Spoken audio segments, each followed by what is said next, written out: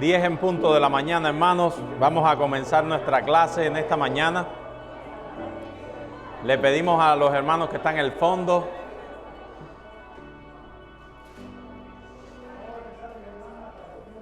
vamos a orar. Padre, te damos gracias por las inmensas muestras de amor y misericordia que tú nos tienes. Gracias porque en tu Hijo nosotros hemos sido perdonados y ahora podemos estar este primer día de la semana juntos para adorar tu nombre, para aprender de tus cosas, para aprender de tu reino, para aprender de las cosas que tú tienes preparadas para nosotros. Te pedimos, Señor, que más que un conocimiento sea una relación, un conocimiento relacional con tu Hijo. Oh Padre, que nosotros podamos llenar de esperanza nuestros corazones a través de esta serie de clases y que tú hagas bien a nosotros a través de lo que tú nos muestras en la palabra que espera y que estamos viviendo desde un punto de vista escatológico. Te lo rogamos y te pedimos que estemos atentos a todo lo que vamos a estar haciendo en este lugar. En el nombre de Jesús, amén. Bueno, mis hermanos, nosotros a partir de esta clase comienza a haber un poco un giro dentro de todo lo que venimos dando acerca de la escatología, porque ahora nosotros vamos a estar ya de manera directa enseñándoles lo que nosotros creemos de la escatología bíblica y cuál es el esquema que nosotros defendemos y que nosotros vemos en las Escrituras. Ya no vamos a hablar de los demás esquemas, ya lo vimos, aunque hagamos alguna referencia, sino que vamos a estar dando cuáles son las realidades que nosotros vemos en la palabra de Dios, que nos enseña la palabra de Dios acerca de la profecía bíblica. De la misma manera que en los demás sistemas el amilenialismo es una forma de interpretación de la profecía que trata de organizar los eventos que ocurrirán en el futuro. Y por cierto, el amilenialismo, nuestro esquema escatológico, es el más sencillo de todos. Así que no quiero ningún hermano aquí que me diga que no entiende nada. Nosotros tenemos el esquema más sencillo de todos los esquemas. Hasta un niño puede entenderlo, a diferencia del dispensacionalismo, que es tan complejo. Alguien dijo, miren lo que dijo esta persona: todo creyente sencillo que lee la Biblia es amilenialista, a no ser que alguien venga y le diga lo contrario. Pues este es el esquema de división natural de la misma Biblia en sus pasajes más claros de la historia y de los eventos futuros. Todo creyente que lee la Biblia sin ser influenciado por nadie es en sí mismo amilenialista. Pues este es el esquema de división natural que la misma Escritura en sus pasajes más claros da a la historia y a los eventos futuros. Vamos a construir nuestro esquema antes de entrar a nuestra primera justificación del esquema. Ahí se me fue eso que dice Antiguo Pacto. En la primera venida de Cristo se marcó un fin de la era antiguo testamentaria. O sea, el niño de Belén dividió la historia de la humanidad para siempre. Él era lo prometido en el Antiguo Pacto. Por lo tanto, ya no es necesario esperarlo más a través de sacrificios o de rituales. ¿Alguien tiene duda en eso? El niño que nació en Belén en su primera venida era el cumplimiento de las profecías antiguo testamentarias. Por lo tanto, se acabó una era entera, una era de sacrificios, una era de profecías que anunciaban al Mesías. Ya el Mesías había venido. Con la primera venida de Cristo comienza la era del Evangelio. La era del Evangelio, el pueblo de Dios que se limitaba a Israel en el Antiguo Pacto, ahora se amplía a gentes de todas las naciones. Por lo tanto, hay un solo pueblo, una iglesia constituida por judíos y gentiles. En esa primera venida de Cristo, ¿qué pasó? Cristo viene a instaurar un concepto que vamos a dar en esta clase que se llama el reino de Dios. Cristo vino a traernos el reino de Dios. El reino de Dios está está con nosotros, porque el Rey ha venido a nosotros, por lo tanto el Rey se hizo presente entre nosotros, la realidad del reino de Dios está con nosotros, comenzó la era de la iglesia, que claramente la era de la iglesia ya no se suscitaba al pueblo de Israel, sino se amplió a gente de todas las naciones en eso que pudiéramos llamar el nuevo pacto. Esa era de la iglesia, del nuevo pacto, nosotros consideramos que es Apocalipsis capítulo 20.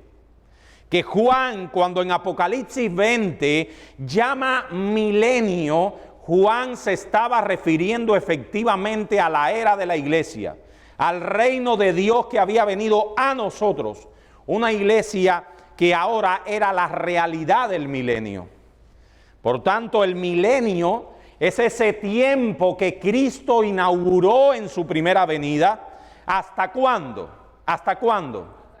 Hasta que Él venga por segunda vez. Un poco de tiempo antes que Cristo venga por segunda vez, los creyentes que estemos vivos en el momento ese, tendremos que pasar la gran tribulación, que será un periodo largo o corto. Un periodo corto de tiempo, el mismo Jesús nos dijo que eran días cortos, un periodo corto de tiempo donde seremos probados por nuestra fe, pero al final la iglesia triunfará, pues Cristo mismo derrotará y quitará ese periodo de la gran tribulación con el resplandor de su grandiosa venida en las nubes de los cielos. Cuando Cristo venga en las nubes de los cielos, que es un evento único, universal, visible y manifiesto, junto con la segunda venida se producirá la resurrección de los creyentes que estén muertos en ese momento, de los no creyentes y de la transformación de los vivos, para todos presentarse delante de Dios en el juicio final, y ese será el momento de la eternidad. Eso es lo que nosotros vemos en la Biblia, hermano. ¿Alguien tiene dudas en cuanto a eso? Ese es nuestro esquema escatológico. Alguien se preguntará, sí, luce bien, parece buena la narración, pero ¿qué apoyo bíblicos tienes? Pues bueno, a partir de este momento nosotros vamos a estarles demostrando que todo eso es exactamente lo que creemos que la Biblia enseña. Ni más ni menos. Que nosotros creemos fielmente que la Biblia enseña esto y no otra cosa. Que todos los que no crean esto están errados hasta el grado de conocimiento que nosotros tenemos. No son herejes, pero están errados. Algunas bases fundamentales de nuestra posición teológica. Tenemos que hablar un momentico, permítanme, de la posición teológica más frecuente, que es el dispensacionalismo. Pero vamos a hablar tres cosas rápidas antes de entrar a nuestra posición teológica, porque quiero que queden claros en esto. En primer lugar, nosotros creemos que la posición dispensacionalista de dividir la Biblia en diferentes dispensaciones es dañina a la iglesia. Y aunque esto lo tratamos en clases anteriores, es necesario volver, aunque sea un minuto. Los dispensacionalistas dicen que una vez pasada una dispensación, entonces Dios revela su voluntad para la próxima dispensación. Así que el hombre queda libre de obedecer lo que se reveló en la dispensación anterior. No, nosotros no vemos la Biblia de esa manera. La Escritura es un todo único de la voluntad revelada de Dios, progresivo pero único. Creemos en la progresión de la revelación y en el tema central de la Biblia, que es la salvación de todo hombre por medio de Jesucristo. De todo hombre estoy hablando, de todo escogido de Dios. La salvación de los hombres por medio del Mesías es el tema central de las Escrituras. Así que Cristo viene siendo el tema central de la Biblia. Creemos, por tanto, mis hermanos, para que tengan claro en esto, aterricen, creemos que la ley moral de Dios está vigente para los creyentes del nuevo pacto, porque es un error grave del dispensacionalismo decir que la ley moral no está vigente. Nosotros no dividimos la Biblia de esa manera. Creemos que la Biblia misma no se divide de esa manera. Y podemos citar textos. Podemos citar Santiago 2, 8 al 11.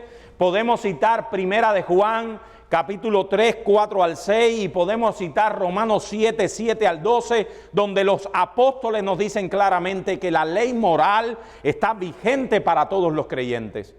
Por ejemplo, Santiago dice, si en verdad cumplís la ley real conforme a la Escritura, amarás a tu prójimo como a ti mismo bien hacéis.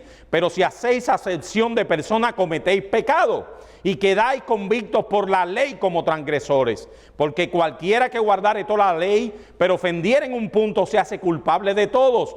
Porque el que dijo no cometerás adulterio, también ha dicho no matarás. Ahora bien, si no cometes adulterio pero matas, ya te has hecho transgresor de la ley. Santiago deja claro que los seres humanos serán juzgados por la ley de Dios y que eso es un principio que se mantiene en el creyente. Pablo en Romanos 7 dice que pues diremos la ley es pecado. En ninguna manera. Porque yo no conocía el pecado sino por la ley, porque tampoco conociera la codicia si la ley no dijera no codiciarás. Mas el pecado, tomando ocasión por el mandamiento, produjo en mí toda codicia, porque sin la ley el pecado está muerto. Si decimos que no hay ley vigente, estamos cometiendo un gravísimo error, porque entonces estamos diciendo que no tenemos pecado. Y ese es el principio del apóstol Pablo. Si un creyente hoy dice que no tiene que obedecer la ley y no hay ley vigente para él, con el supuesto argumento que está bajo la gracia, ese creyente está diciendo a sí mismo que no es pecador. Y hay un problema, porque Pablo deja claro que el pecado, el concepto de pecado, está íntimamente ligado a la ley moral de Dios. Revisen los textos en la casa. El pastor Joel va a estar dando una serie sobre esto. No quiero seguir ahondando, pero revisen los textos en la casa. Segunda cosa. Creemos que Dios tiene un solo pueblo a través de la historia y ese pueblo es la iglesia, el Israel del nuevo pacto. Nosotros rechazamos la enseñanza dispensacionalista de que Dios tiene dos pueblos con dos planes. Eso es ajeno a la Escritura, porque eso al final termina disminuyendo la grandeza del plan de Dios para la iglesia. Nosotros creemos que la iglesia es la agencia de Dios en la tierra, su cuerpo, la institución que le da sentido al reino de Dios. Ahora lo vamos a ver. Por lo tanto, este pueblo que ahora está formado por gente de todas las naciones, que en el Nuevo Testamento claramente se enseña como gentiles y remanente de Israel, es el pueblo de Dios. Hermanos, busquen en su casa Romanos 9, 6 al 8. Pablo dice, no que la palabra de Dios haya fallado, porque no todos los que descienden de Israel son israelitas, ni por ser descendientes de Abraham son todos hijos, sino Isaac te será llamada descendencia. Y él mismo se vuelve a explicar, para si alguien no lo entendió. No los que son hijos según la carne son los hijos de Dios, sino los que son hijos según la promesa son contados como descendientes. O sea, Dios tiene un pueblo de hijos de la promesa. Una promesa que se le dio en Abraham y por lo tanto nosotros somos legítimos descendientes de Abraham. Eso lo dice Pablo ahí. Nosotros somos el Israel de Dios. Nosotros somos la iglesia de Dios. No por ser descendientes en la carne de Abraham, eso te hace ser parte del pueblo de Dios. Eres solamente parte del pueblo de Dios a través de la circuncisión del corazón, a través del nuevo nacimiento. Eso está más que claro. Romanos 2, miren este texto más. No es judío el que lo es exteriormente. Eso no lo digo yo, eso lo dice Pablo ahí en Romanos 2. Ni es la circuncisión la que se hace exteriormente en la carne, sino que judío el que lo es en el interior. Y la circuncisión es la del corazón, en espíritu, no en letra. La alabanza del cual no viene de los hombres, porque si este reino fuera de gente que se mete ellos mismos en el reino, pudiéramos darnos alabanza a nosotros mismos. Si a través de la circuncisión yo puedo meterme en el reino, bueno, toda la gloria es para mí, porque yo me di cuenta que Cristo es lo mejor. Yo me di cuenta del mensaje. Por eso la enseñanza arminiana es tan dañina. Porque en este reino nadie puede decir que es mejor que los que todavía no están en él. Todos nosotros hemos sido insertados en el reino para dar, dice Pablo, alabanza del cual no viene de los hombres, sino de Dios. De Dios.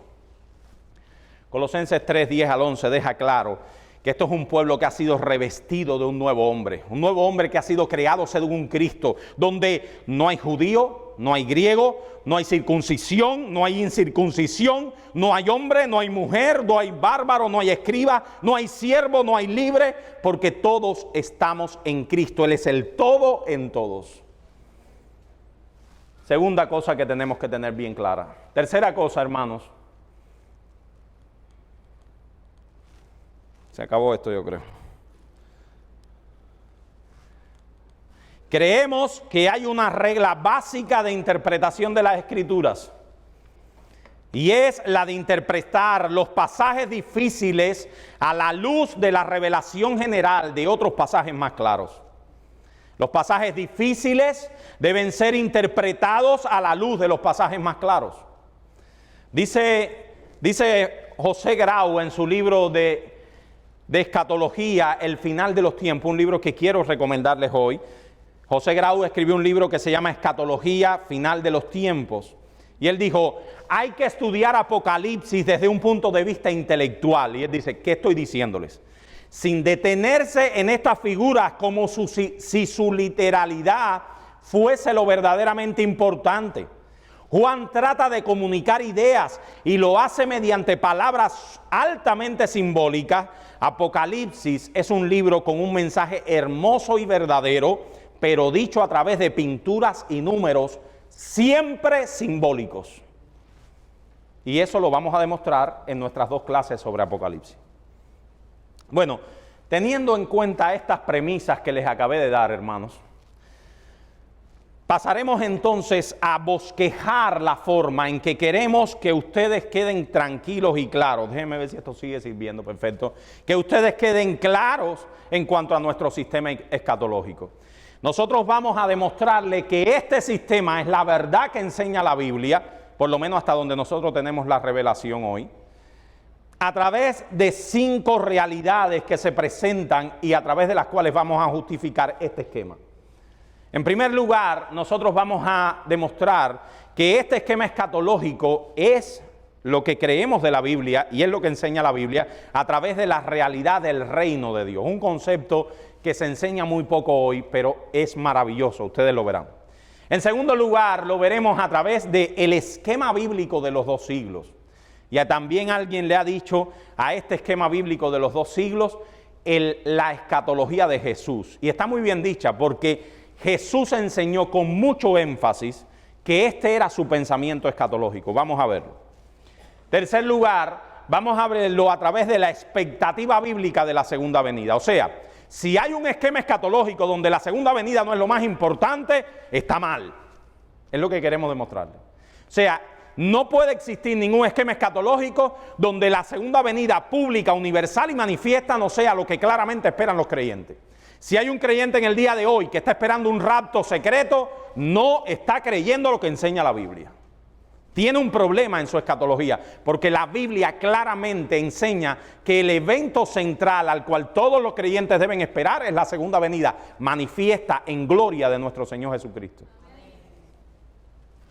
También veremos un concepto neotestamentario que se llama los signos de los tiempos. Veremos.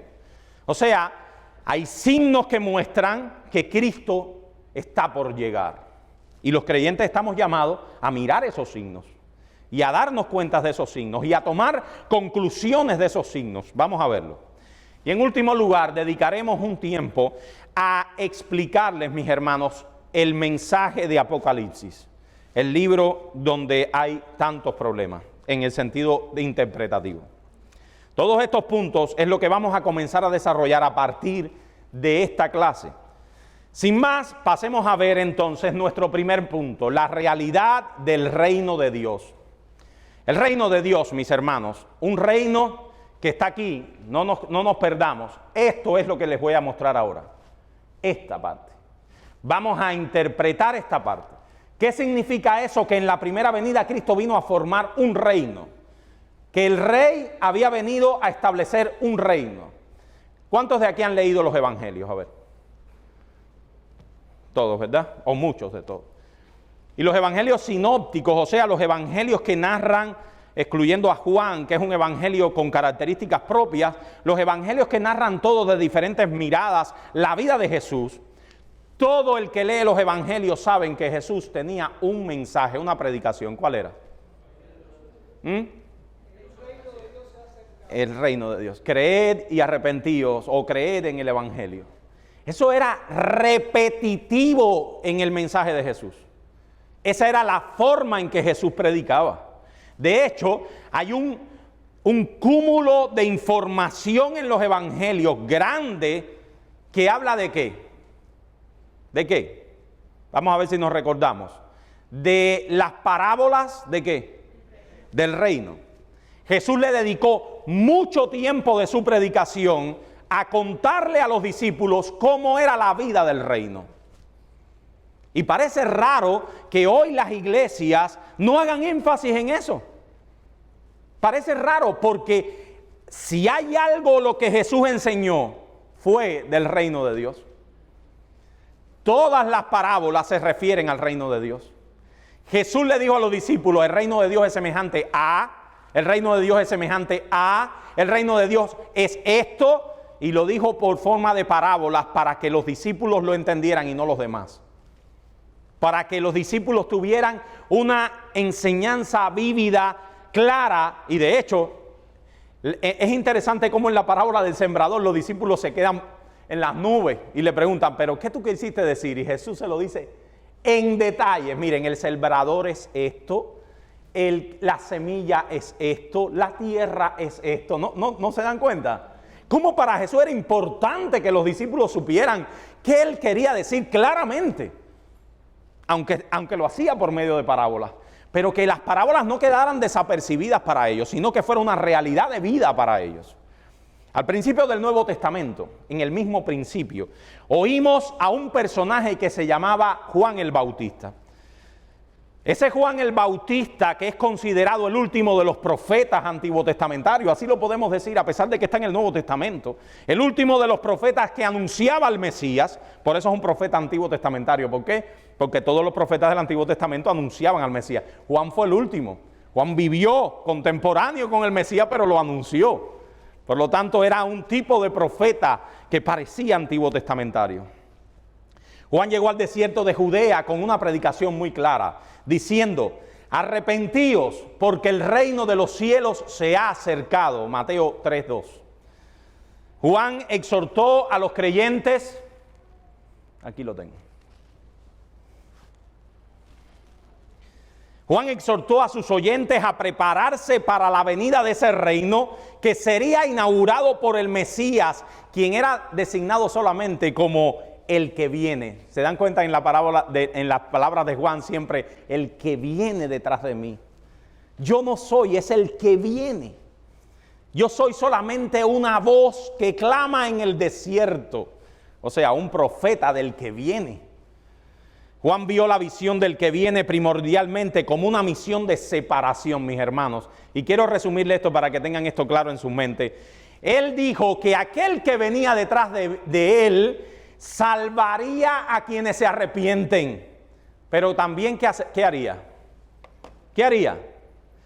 El que viene detrás de mí viene a salvar, ahora les pongo los textos, a aquellos que se arrepienten, pero viene ¿qué? A juzgar a aquellos que le rechazan. Juan veía al Mesías como alguien que vendría a salvar y a juzgar al mismo tiempo. Así que él juzgaría a los no arrepentidos, salvarían a los que se arrepienten. Juan en realidad esperaba que esta doble tarea mesiánica se llevaría a cabo con un único evento escatológico. Así que Juan tenía un problema interpretativo de las Escrituras. ¿Cuál era el problema de Juan? Exactamente, hermanos, exactamente. Estúdienlo en la casa y se darán cuenta que Jesús tiene que corregir el problema de Juan. Juan ve esto. Juan veía que la primera venida era la segunda también, porque Juan no podía ver el orificio que había entre las dos cimas. Por lo tanto, él decía, el que viene detrás de mí vendrá a traer salvación a su pueblo, pero vendrá también a quemar aquella hierba mala, aquella paja en el fuego que nunca se acaba. Él había predicho que el Mesías que habría de venir haría ambas cosas. Vamos a buscar Mateo 3:12, a ver.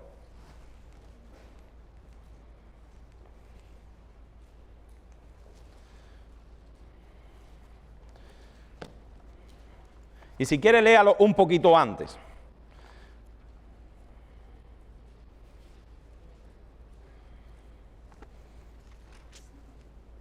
¿Alguien que lo lea? Sí, léelo desde el día.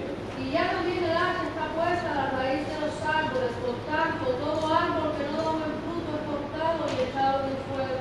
Yo a la verdad los bautizo en agua para arrepentimiento, pero el que viene tras mí, cuyo calzado yo no soy digno de llevar, es más poderoso que yo. Él os bautizará en Espíritu Santo y fuego. Su aventador está en su mano y limpiará su era, y recogerá su trigo en el granero y quemará la paja en el fuego que nunca se apagará. Él veía al Mesías de esta manera. Él veía al Mesías como aquel que recoge el trigo y tiene también en la otra mano un aventador. O sea, él también quemará la paja. Él quemará la paja en fuego que nunca se apaga. Cuando Juan estaba en la cárcel, comenzó a reflexionar. En las cárceles se reflexiona mucho. Juan Bunyan escribió el Progreso del Peregrino en las cárceles. A lo mejor nos toca a algunos de nosotros para escribir un buen libro, ¿saben?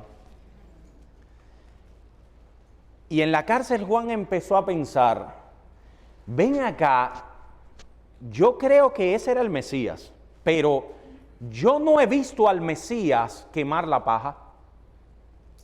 Piensen conmigo, hermano. Él había visto que el Mesías había traído arrepentimiento, salvación, pero no lo veía en esa tarea de juicio. Él veía que los enemigos todavía estaban allí. Esto llevó a Juan a preguntar a Jesús por medio de sus discípulos una pregunta que es fundamental. Vamos a Mateo 11:3. ¿Qué duda le surgió a Juan? ¿Cuál fue? Ven acá, ¿eres tú o no eres tú?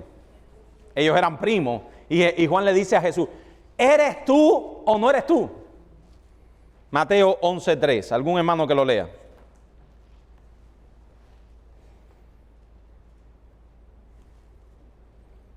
Vamos, ¿alguno? Para preguntarle, ¿eres tú aquel que había de venir o esperaremos a otro? ¿Eres tú? Ahora vamos a leer el resto del capítulo para que se den cuenta. ¿O esperaremos a otro? Y la respuesta de Jesús citaba las profecías del Antiguo Testamento que se iban cumpliendo en su ministerio. Profecías respecto a ciegos recibiendo la vista y a cojos andando. Esa es la respuesta de Jesús a partir del verso 4. Respondiendo Jesús le dijo, id e informad a Juan de las cosas que oís y veis. Los ciegos ven, los cojos andan, los leprosos son limpiados, los sordos oyen, los muertos son resucitados y a los pobres les es anunciado el evangelio. Las palabras de Jesús daban a entender, ¿qué cosa? ¿Qué? Que el reino había llegado, pero que no había una parte del reino que no estaba viendo. ¿Cuál era? Que la fase judicial del reino no había llegado todavía. No.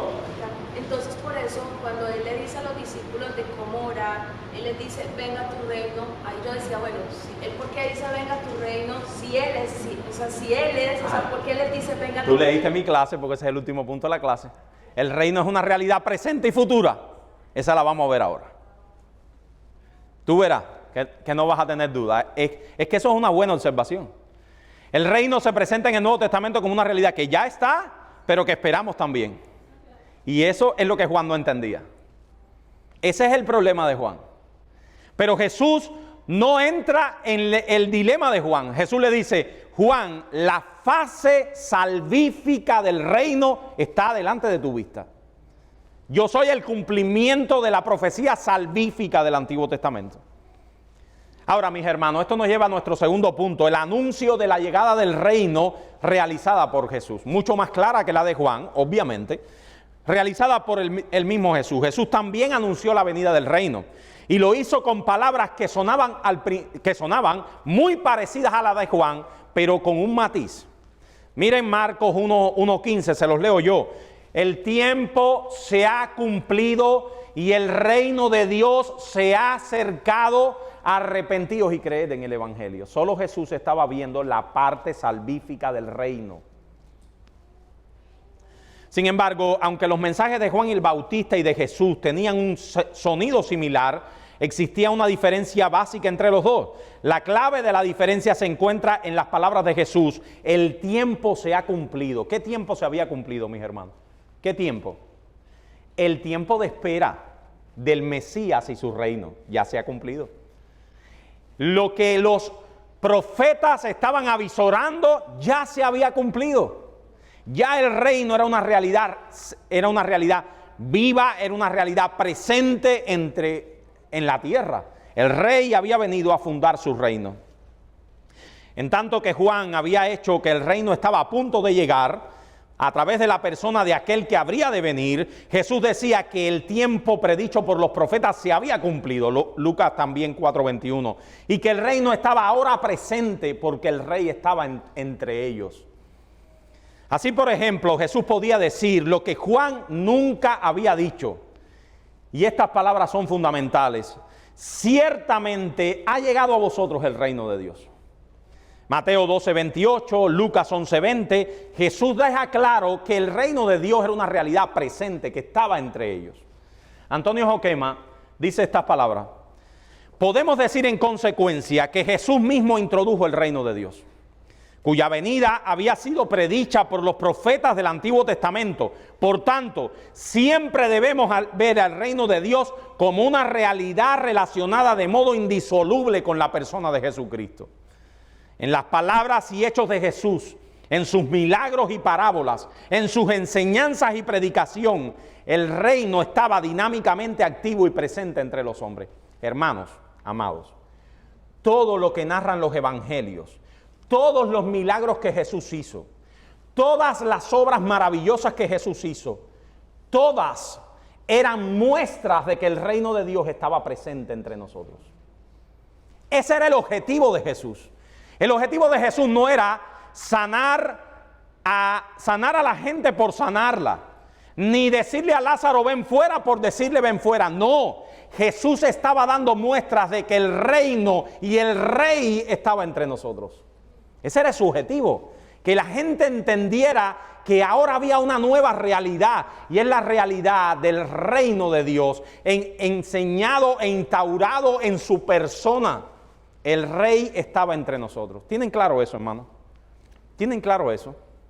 Porque muchas veces vemos los milagros del Nuevo Testamento y decimos, wow, pero ¿qué objetivo tienen esos milagros?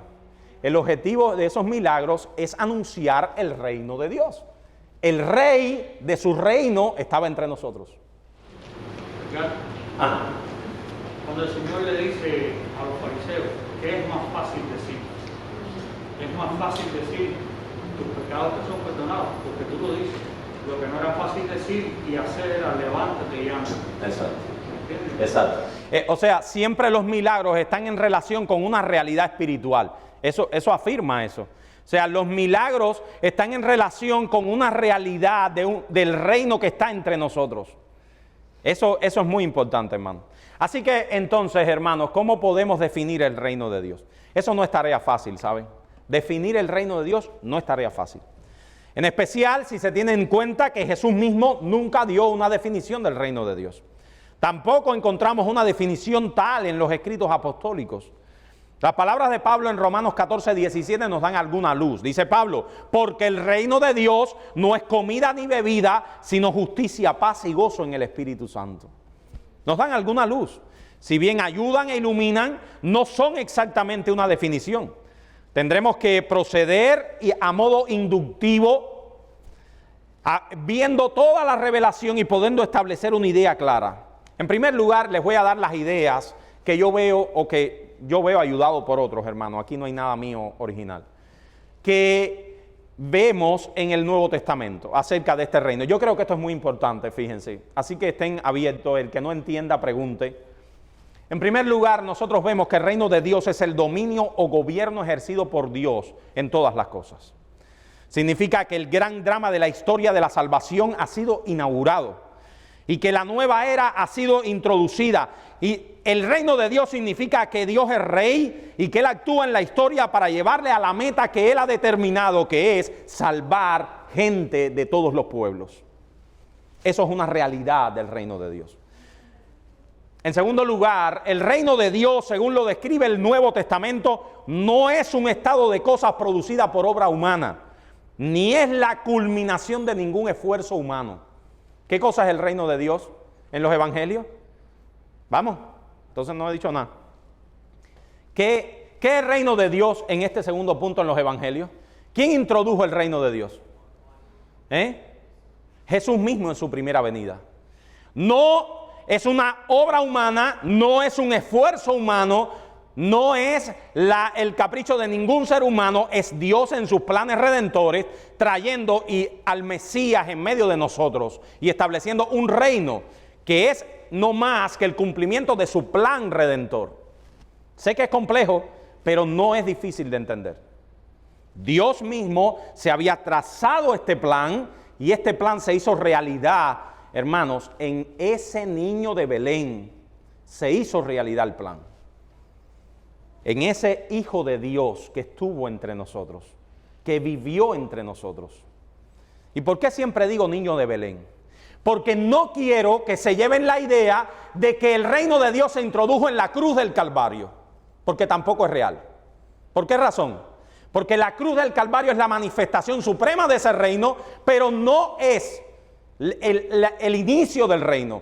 Jesús instauró el reino durante su vida terrenal. El reino ya estaba antes que Jesús muriera. Jesús no tenía que probar que era el Mesías con morir en la cruz. Él ya lo era.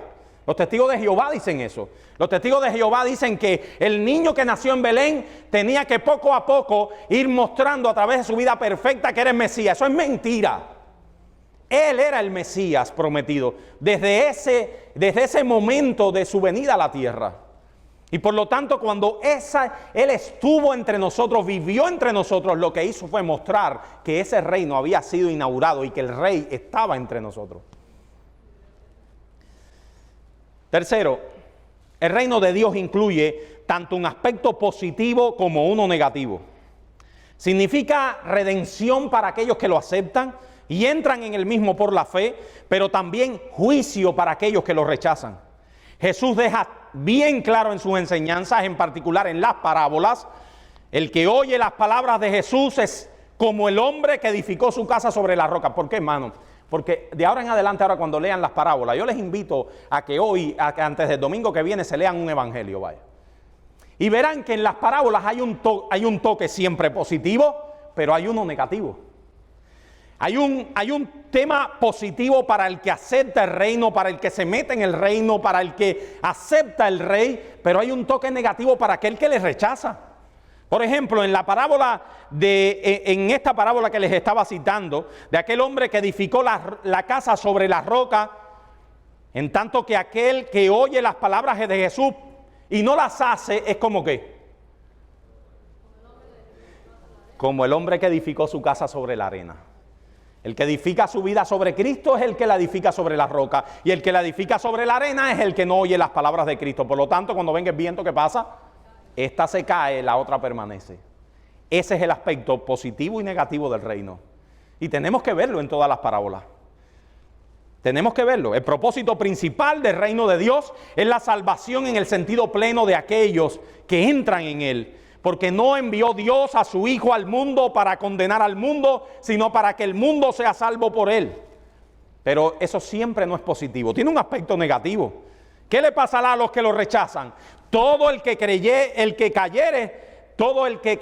sobre aquella roca que después dice que es la piedra del ángulo, que es Jesucristo, será quebrantado. Mas sobre quien ella cayere, ¿qué le pasará?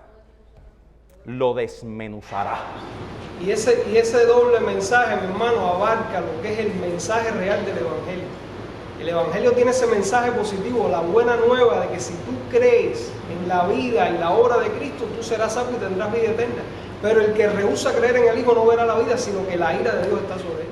Hermano, por eso, yo lo tenía por aquí, ya no lo voy a decir, pero por eso es que predicar un evangelio sin juicio es un mal evangelio.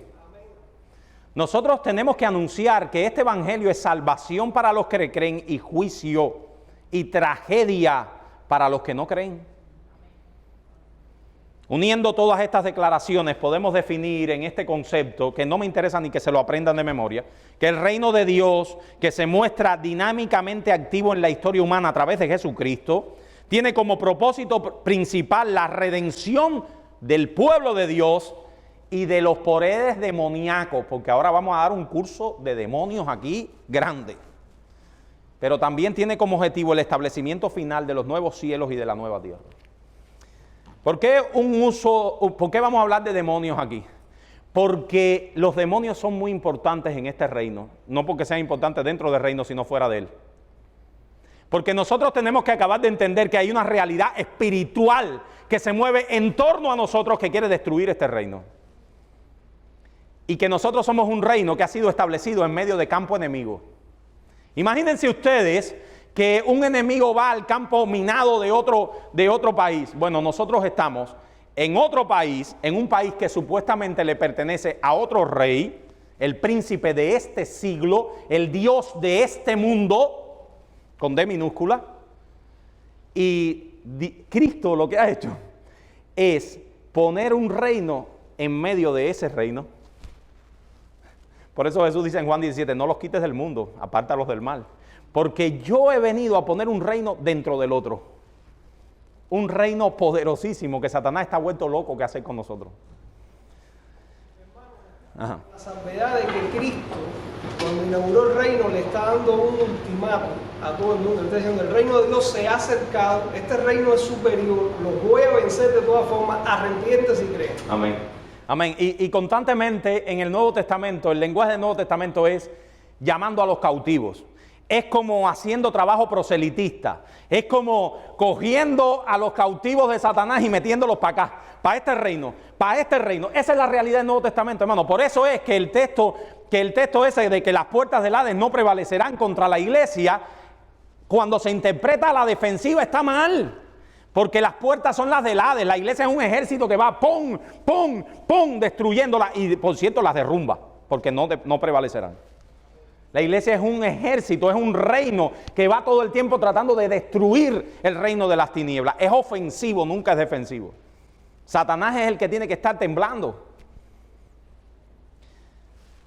¿Qué evidencias nosotros tenemos de que el reino de Dios está entre nosotros desde la primera venida del Señor Jesucristo? Una de las evidencias más importantes es el echar fuera demonios por parte de Jesús. Miren qué cosa más rara. Jesús dijo que el hecho de que él pudiera echar demonios era una señal clara de que el reino de Dios estaba ahora entre nosotros. Cuando Jesús hizo esto, mostró que había logrado una victoria sobre los poderes del mal y que por lo tanto el reino de Dios había llegado. El mismo Jesús subrayó esto cuando se lo dijo a los fariseos. Los fariseos decían, tú echas fuera a los demonios, ¿por qué? Porque tú eres un aliado de los demonios. Para los fariseos no podía existir otra cosa. ¿Cómo se puede echar un demonio si tú no eres amiguito del demonio? Y Jesús le dijo, ante tal blasfemia, ¿verdad? Jesús, tranquilito, le dice, si yo por el Espíritu de Dios echo fuera a los demonios, ciertamente ha llegado a vosotros el reino de Dios. Él es aquel que es más poderoso que Satanás. El reino de Dios ha llegado porque el rey ha llegado a tomar lo que es suyo. A tomar lo que es suyo. Por lo tanto, él tiene poder para sacar los demonios. Él es el gran enemigo al cual los demonios temen. Búsquenlo en Mateo 12, 28 en la casa, hermanos. Lean Mateo 12 completo y se darán cuenta que eso es lo que está en la mente de Jesús. Otra evidencia de que el reino de Dios ha llegado es que Jesús nos habla de la caída de Satanás. Y esto es muy importante. El reino de Dios es una realidad real en la primera venida de Cristo y posterior, porque Satanás ha caído y se le ha dado a Satanás una derrota tremenda en el reino de Dios. Vamos a leer Lucas capítulo 10. Vamos, hermanos, Lucas 10. Yo quería leerles el texto entero, no voy a poder, es demasiado. Pero léanselo en su casa. Si alguien tiene duda en esto todavía, léaselo en su casa. Les voy a leer algunos textos. Busquen del verso 1 al 6, porque quiero leerles el contexto, para que ustedes vean cuál es el pensamiento de Jesús. Si leemos Lucas 10, del 1 al 6, dice Jesús: después de estas cosas designó el Señor también a otros 70, a quienes envió de dos en dos delante de él a toda ciudad y lugar a donde él había de ir. Y les decía: la mies a la verdad es mucha, mas los obreros pocos. Por tanto, rogad al Señor de la mies que envíe obreros a su mies. Y he aquí yo os envío como corderos en medio de lobos. No llevéis bolsa, ni alforja, ni calzado, y a nadie saludéis por el camino. En cualquier casa donde entréis, primeramente decid: paz sea sobre esta casa. Y si hubiera allí algún hijo de paz, vuestra paz reposará sobre él, y si no, se volverá a vosotros. Esa es la tarea de los 70. Jesús manda a los 70 a hacer una tarea aún superior en número que los 12 apóstoles. Vayan al mundo. Eso es obviamente un principio de la tarea misionera. Vayan al mundo, anuncien el evangelio. Mira, amado, cuando estés anunciando y no te oigan, recoge los chelines. Pero si hay un elegido, ahí te va a oír. Paz sea sobre esa casa. Ahí hay un elegido y Dios lo va a rescatar del poder de Satanás.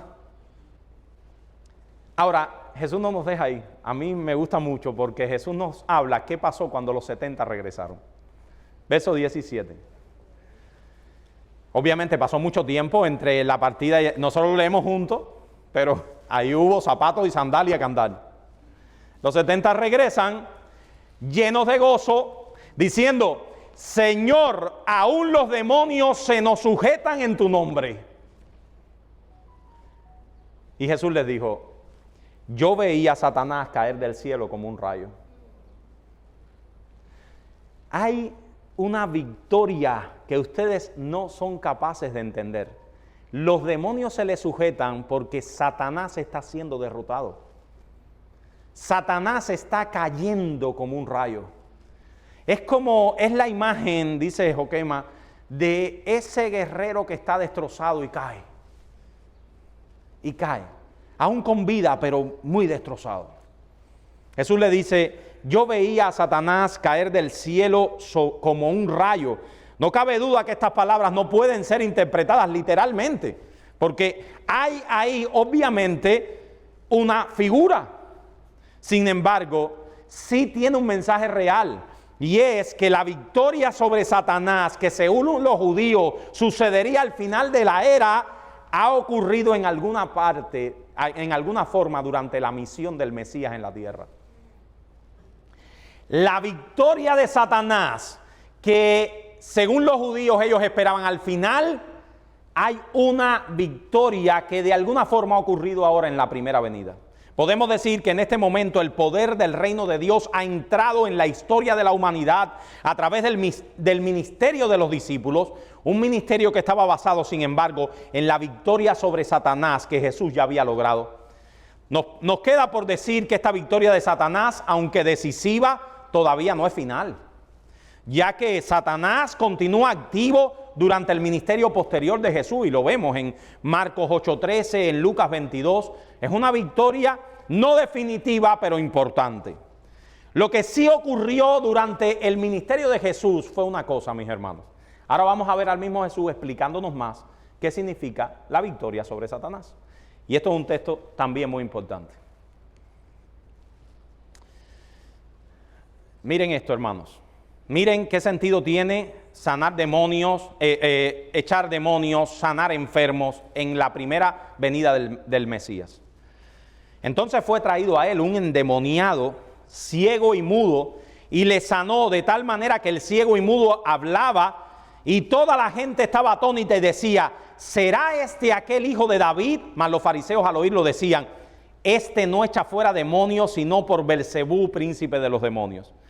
sabiendo Jesús los pensamientos de ellos, les dijo, no sean bobos. Todo reino dividido contra sí mismo es asolado. O sea, yo no puedo venir en el nombre de Satanás a echar fuera a Satanás porque estoy dividiendo su reino. Y eso sería tonto de Satanás.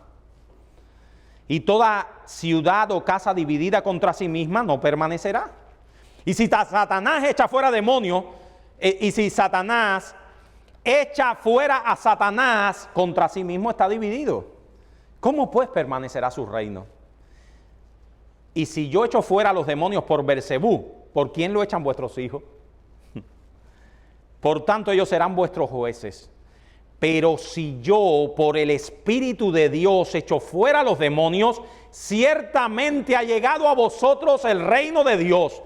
Porque, ¿cómo puede alguno entrar en la casa del hombre fuerte? ¿Quién es el hombre fuerte ahí? Satanás, ¿verdad?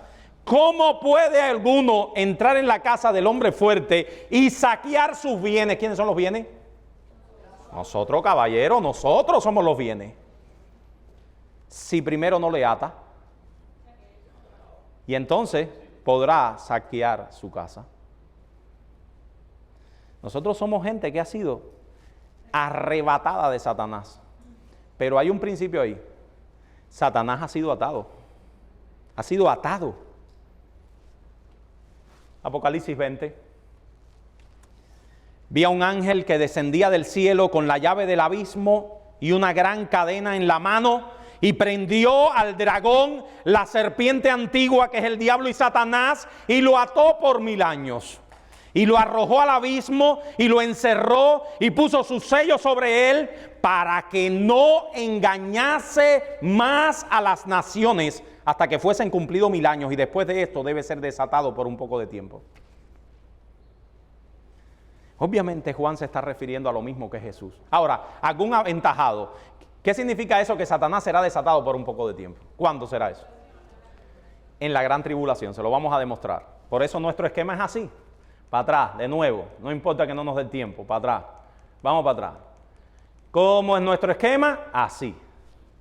La realidad del reino de Dios quedará interrumpida por un periodo de tiempo corto que se llama la gran tribulación. ¿Qué pasará en ese periodo de tiempo? Dice Juan, Satanás, ¿qué le pasará? Será desatado por un poco de tiempo. Jesús dice, aquella gran tribulación serán cortos los días por causa de los elegidos. Corto, poco periodo de tiempo, por un corto periodo de tiempo. Satanás será desatado. Porque ¿qué pasará? ¿Para qué Satanás es atado en esta época? Bueno, el texto lo dice. ¿Para qué? Para que el reino avance, para que no engañe más a las naciones, para que nuestros hermanos que están haciendo el evangelismo puedan coger gente que está ahí presa del diablo, pero que ha llegado uno que es más fuerte que él y lo ha metido en este reino. Y lo ha hecho entrar a este reino. Esa es la manera en que Satanás es atado hoy. Así que, mis hermanos, en otras palabras, una restricción de sus actividades. Hermano, ponme en el slide que me quedé. Si nosotros vemos Apocalipsis a la luz de Mateo 12, podemos tener claridad de ese encadenamiento de Satanás. Satanás fue atado en la primera venida. Su atadura no implica que está inmóvil, sino que hay un reino que ha llegado y se ha acercado, y es un reino al cual Satanás no puede engañar, mis hermanos. Que al final de ese periodo de tiempo, Satanás será desatado por un poco de tiempo y por tanto saldrá a engañar a las naciones, y eso será la gran tribulación.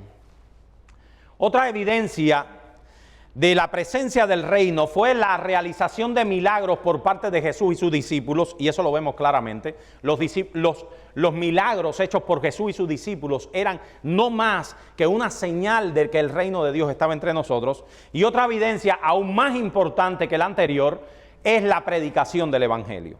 No os regocijéis de que los espíritus se os sujetan, le dijo Jesús a los 70, sino de que vuestros nombres están en los cielos.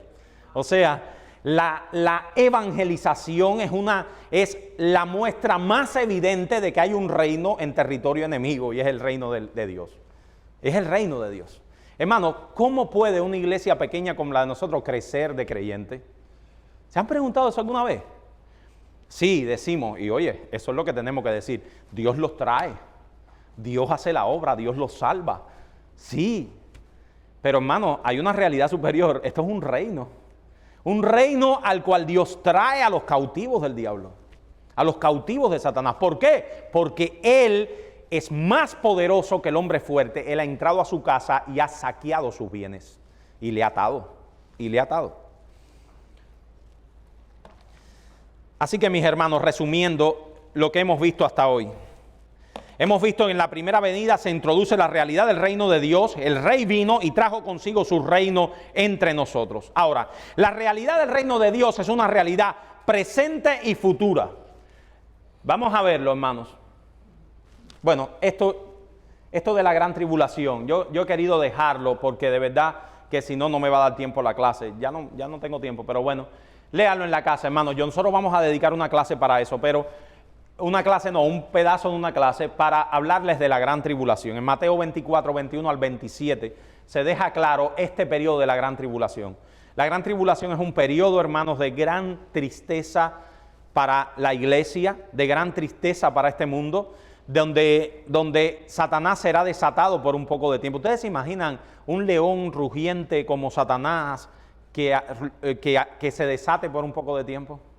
Ayer yo conversaba con unos hermanos y les decía, hermano, este mundo se puede vivir ahora, o tú y yo podemos estar conversando ahora en el portal de mi casa y no nos meten un tiro por la gracia de Dios. Porque Dios hace que nosotros podamos vivir. Pero es que este mundo está dando pasos acelerados hacia la gran tribulación.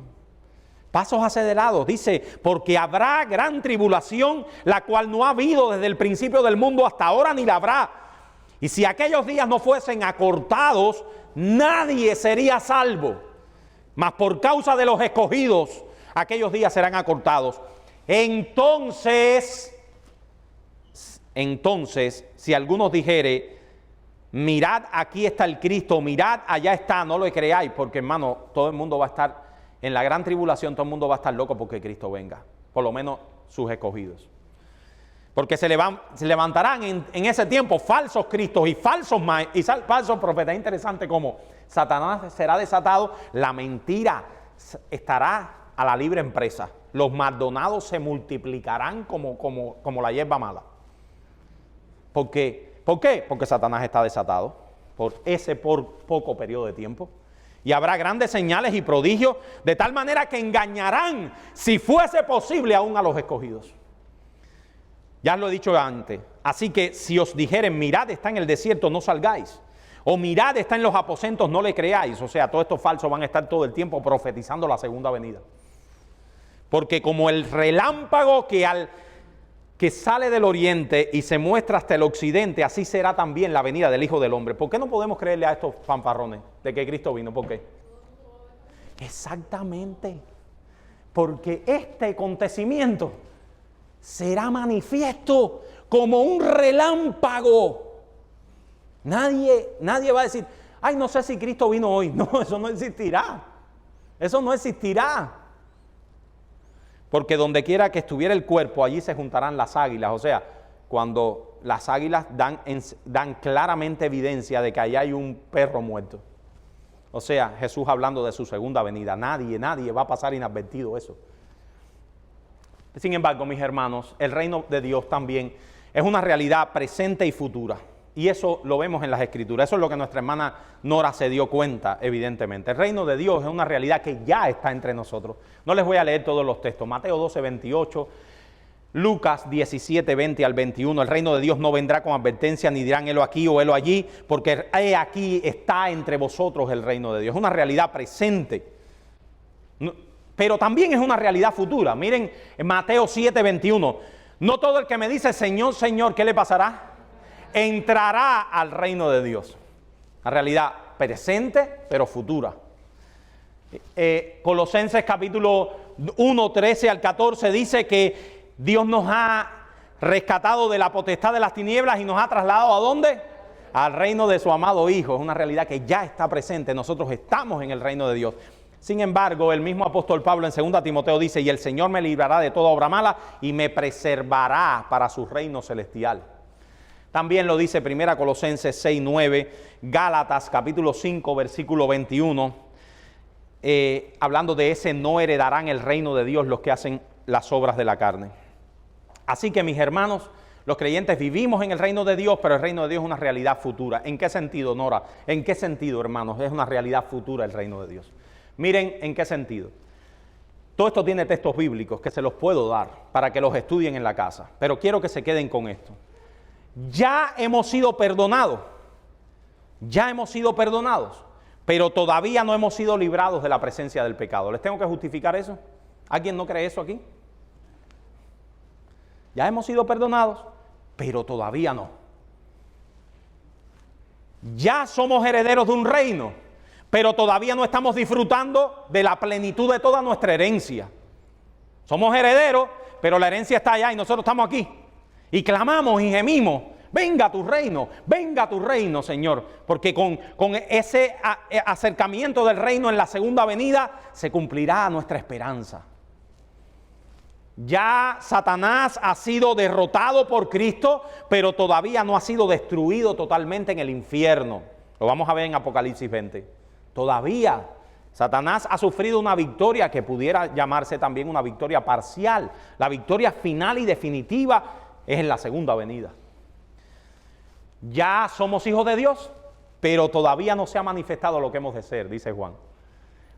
Dice Juan, si tú estás gozoso de ser hijo de Dios, oye, aguántate para lo que te espera, que es una realidad muy superior a esta que tú ves. Todavía parecemos iguales que los demás, pero cuando Él venga, hermanos, no seremos iguales. Todos reconocerán que tenemos una esperanza viva y real, y que poner la esperanza en Cristo es la bendición más grande que un ser humano puede tener. Todos se darán cuenta de eso. Ahora parecemos igual, gente común, gente normalita como los demás. Dice Juan, amados, ahora somos hijos de Dios y aún no se ha manifestado lo que hemos de ser, pero sabemos que cuando Él se manifieste, la segunda venida, seremos semejantes a Él porque le veremos tal como Él es. El reino de Dios ya está entre nosotros. Bueno, anteriormente ya hemos sido salvados, pero todavía no gozamos de todas las bendiciones eternas de nuestra salvación. El reino de Dios ya está entre nosotros, pero todavía no ha llegado a su máximo desarrollo, que es la grandiosa segunda venida de Cristo. Hermanos, ¿qué aplicaciones podemos tener? Y ya terminamos. La iglesia debe vivir con un sentido de urgencia, dándose cuenta de que el fin de la historia, como la conocemos, puede estar muy cerca. Pero al mismo tiempo también ella debe continuar planificando y obrando por un futuro en esta tierra que pueda durar algún tiempo más. Ese es el equilibrio de la iglesia. La iglesia espera la segunda venida, pero hace planes pensando en que todavía pueda durar algún tiempo más. La iglesia se encuentra entre la tensión entre el ya, pero el todavía no, entre la era presente y la era que nos espera. Dice este hombre, la iglesia ha experimentado la victoria del reino de Dios, pero al mismo tiempo la iglesia está, como lo están los otros, a merced de los poderes de este mundo. No estamos a merced de los poderes de este mundo, mis hermanos. No nos afecta lo que se hace en la Casa Blanca. No nos afecta. Claro que nos afecta. Esta misma situación crea una tensión, en realidad, un conflicto, porque la iglesia es el foco mismo del conflicto entre el bien y el mal, entre Dios y Satanás, hasta el fin de los tiempos. La iglesia nunca puede descansar o aflojarse, sino que debe ser siempre la iglesia en lucha y en conflicto, muchas veces perseguida, pero segura de su victoria final. Esta tensión nos ayuda a comprender el papel del sufrimiento en la vida del creyente. Nos preguntamos, ¿por qué sufre el justo? ¿Por qué sufren los que estamos en este reino?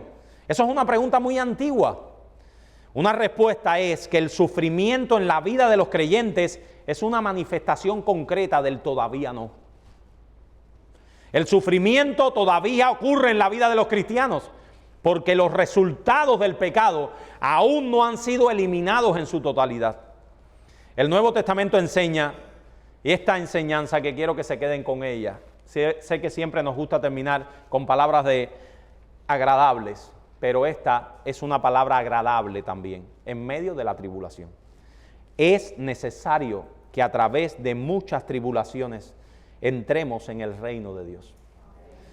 Pablo relaciona nuestro sufrimiento presente con nuestra gloria futura en Romanos 8, 17 al 18.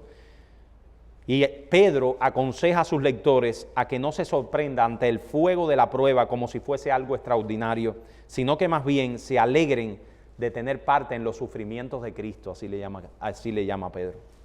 Hermanos, alentémonos unos a otros, démonos también fortalezas unos a otros con esta realidad gloriosa en que nosotros vivimos hoy. Vamos a orar y con esto terminamos.